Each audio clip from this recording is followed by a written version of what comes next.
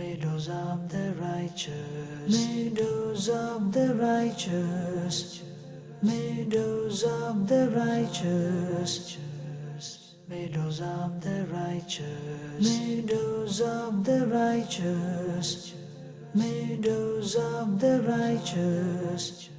Alhamdulillahi Rabbil Alameen wa salatu wa salamu ala Sayyidil Anbiya'i wal Mursaleen. Amma ba'd, fa'udhu billahi minash shaytanir rajim. Bismillahir Rahmanir Rahim. As-salatu wa salamu alayka ya Rasulullah wa ala alika wa ashabika ya Habiballah. As-salatu wa salamu alayka ya Nabiyallah wa ala alika wa ashabika ya Nurullah. Welcome back to this series, The Meadows of the Righteous, episode number 9. Today, inshallah, we will discuss something very important. The topic of fear, having khawf of Allah subhanahu wa ta'ala, having this fear of the destiny that He has awaiting for us. Sometimes we hear people saying, I don't fear anyone but Allah subhanahu wa ta'ala. And this statement, if we look at that person's life, is it really true though? Do you fear Allah subhanahu wa ta'ala?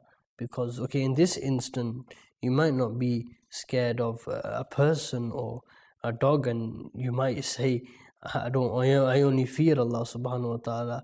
But when Allah subhanahu wa ta'ala says, okay, don't do this, this and this, do you not fear Him there? So this common question or this common term that's used, I only fear Allah, if you ponder on this, is this really the reality? Hazrat Ibn Mas'ud radiyallahu anh, he says that حدثنا رسول الله صلى الله عليه وسلم وهو صادق المصدوق. These are his titles, Sadiq and Masduq. And he says a person's, his humanly body parts are gathered in his mother's stomach in the first 40 days as a nutfa, a small drop. Then it becomes a small embryo in the next 40 days. So you got 40 days is a small drop. And then the second 40 days, so 80 days, it becomes a small embryo. And then it becomes a mudgha, yani a piece of meat. So in the first 120 days, the Prophet ﷺ has given the biological cycle of the birth of a child. And now what's really interesting is a person's body is created in his mother's stomach. That's the first part of the hadith. After 120 days, so that's 4 months more or less, then angel goes to him. He blows the soul into this body. Then he is ordered to write down 4 things. Number 1, he writes down his rizq, how much rizq he has in his account, his time limit, how long has he got to live, his deeds that he's going to do. And this is scary, whether he will be fortunate or unfortunate. So that's the first part of the hadith. Even though destiny was written for this person, for every person, each and every one of us, one thing to always be constantly scared about is we do not know that destiny. We do not know what Allah subhanahu wa ta'ala has written for us. And this happens for every single person. The Prophet ﷺ says that by Allah, whom there is no God other than Him, each and every one of you will do so much good deeds that you have one handspan away from getting into Jannah. But his destiny comes and takes over. And then he ends up doing such evil acts that gets him into the fire of hell.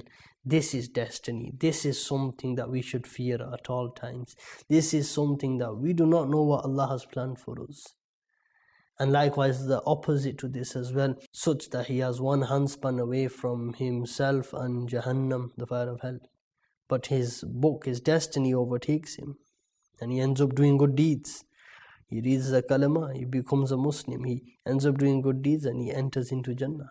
Now this hadith gives us an in-depth understanding of how some people's destinies are written. There are various cases where the person has spent his entire life worshipping, but because of certain sins that he has done towards the end of his life, Allah subhanahu wa ta'ala, his hidden destiny, these individuals have turned away from the religion and passed away in such a state that one should not pass away in. Likewise, we have seen the opposite to this as well, where they have spent their entire life in a state of disobedience, in the state of rejection of God, or associating partners with God. And eventually, towards the end of the life, they read the kalima, do some good deeds, and get themselves and earn themselves a way into Jannah. Fearing, that's the topic. Having this constant fear of Allah subhanahu wa ta'ala at all times, that what will happen to me when angel of death comes to me and wants to take my soul? Will I be amongst those righteous people? Where do I stand? This constant, this mind, or this thought needs to be in our mind constantly. There's a hadith sharif of the Prophet ﷺ.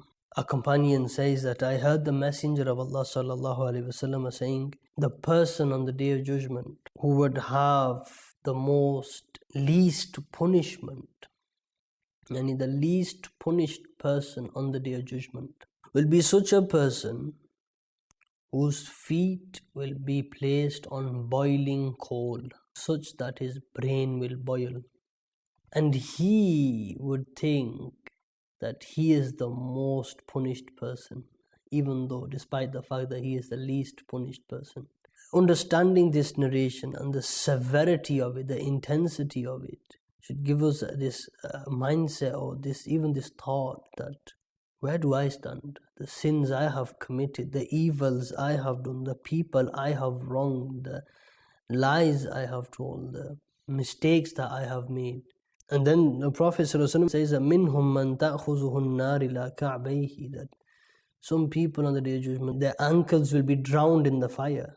A person just walking into a graveyard where Muslims are buried, and we should often go towards the graveyard, and just pondering on your own, and just thinking, or even watching a funeral and watching someone get buried, it should give you fear. If it is not giving you fear, there's something not right.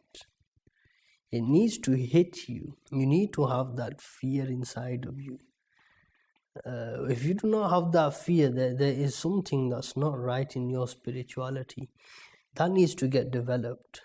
Having fear of Allah subhanahu wa ta'ala, such an attribute, a quality which makes the person further worship Allah subhanahu wa ta'ala. Having fear of Allah subhanahu wa ta'ala is such a quality which Allah subhanahu wa ta'ala talks about in the Quran. He says, وَلِمَنْ خَافَ مَقَامَ رَبِّهِ جَنَّةً, that a person who fears his Lord, he gets 2 Jannahs. Allah says that إِنَّمَا يَخْشَى اللَّهَ مِنْ عِبَادِهِ الْعُلَمَاء, that indeed the ones who are God-fearing from his people are the scholars. A person who has knowledge of Islam, his creator, his Lord, he is the one who has true fear of Allah subhanahu wa ta'ala, and he's the only one who can have true fear. You will only have true fear when you, like the Prophet ﷺ said, that if you know what I know, you wouldn't laugh as much, you would cry often. Likewise, a scholar, knowing what he knows, knowledgeable person, you wouldn't see him laughing too much. He is very conscious and understanding of what's ahead. Fearing Allah subhanahu wa ta'ala, the person who fears Allah when no one's around, especially in our society today, youngsters on their mobile phones at home, in secret. Even at that point is most important, fearing Allah subhanahu wa ta'ala. That's the most crucial point. Fearing Allah subhanahu wa ta'ala in public is very simple, it's not that difficult. But fearing Allah subhanahu wa ta'ala when no one is watching, this is the essence. There was an incident where Amirul Mu'mineen, Hazrat Umar ibn al-Khattab, he was walking the streets of Madinatul Munawwara, and he hears a conversation between the mother and the daughter. And what the mother says to the daughter is, mix the milk with water. They would deceive the people in making them think that this is entirely purely milk, but in reality they would mix water with it as well to make it seem as more than it actually is. So she was telling or forcing the daughter that mix it. She said, no, I'm not going to mix it. He said that, why don't you mix it? No one's watching, no one's going to ever know. And she replied by saying that, okay, no one can see us but Allah subhanahu wa ta'ala can. And that is the most important thing. This is what sets us aside from everything.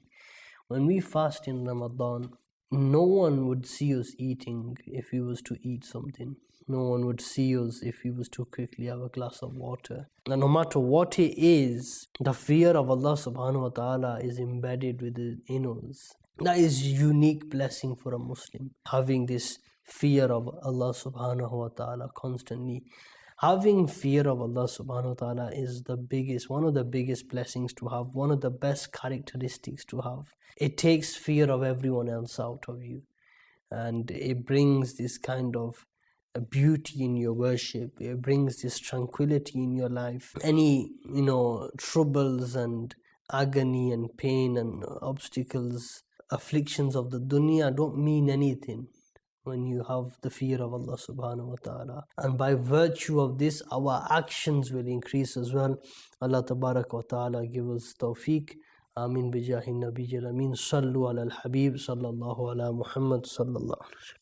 Meadows of the righteous, meadows of the righteous, meadows of the righteous, meadows of the righteous, meadows of the righteous, meadows of the righteous.